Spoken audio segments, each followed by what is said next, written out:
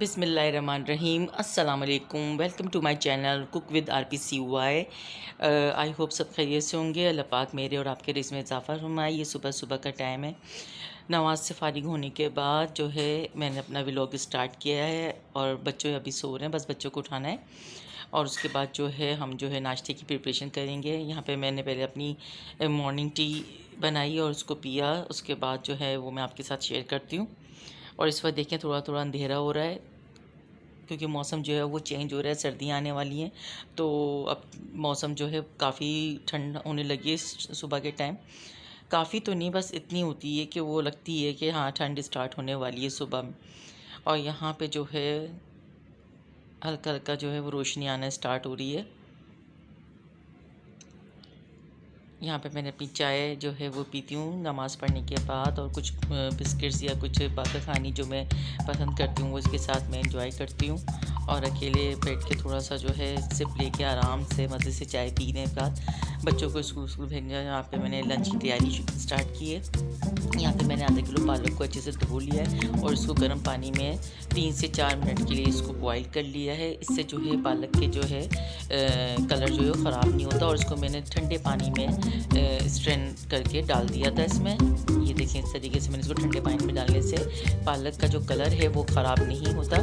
तो आप लोग भी ऐसे ही करेंगे तो आप देखिएगा आपका कलर जो है ऐसे ही रहेगा पालक का।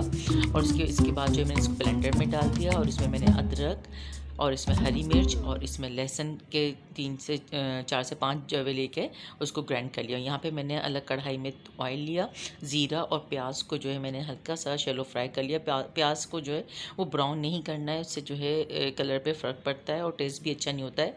तो यहाँ पे जो है मैंने क्या नाम है प्याज को हल्का सा कर लिया। यहाँ पे मैं अपने 1 कप चाय बना रही हूँ अपने लिए। और यहाँ पे जो है बस प्याज हल्का सा कलर थोड़ा सा शैलो फ्राई हो जाएगी।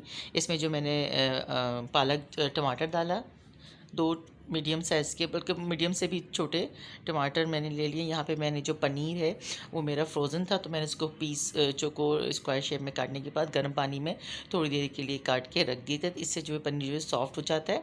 और यहाँ पे टमाटर जो मेरे गल गए, इसमें मैंने नमक डालने के बाद पिसी लाल मिर्च और इसमें मैं थोड़ा सा भुना हुआ पिसा हुआ ज़ीरा और हल्दी डाल के इसको थोड़ा सा भून लूँगी। और थोड़ा सा गरम मसाला भी मैंने इसमें ऐड किया था अपने टेस्ट के अकॉर्डिंग। और इसके बाद जो है मैंने इसमें जो है वो पालक जो मैंने ब्लेंड की थी वो मैंने इसमें डाल दी। और इसको बस मैं 6 से 7 मिनट तक इसको पकाऊंगी कि जो लहसुन अदरक का कच्चापन है वो ख़त्म हो जाए। और इसमें मैंने पनीर डाल दिया। पनीर डालने के बाद 2 से 3 मिनट बस पकाना है और उसको बंद कर देना है। इसको ज़्यादा देर तक नहीं पकाना है। बस ये हमारा रेडी हो गया पालक पनीर। और यहाँ पे बिल्कुल मैं खा चुकी थी और ये आपसे अब शेयर कर रही हूँ लास्ट नवारा।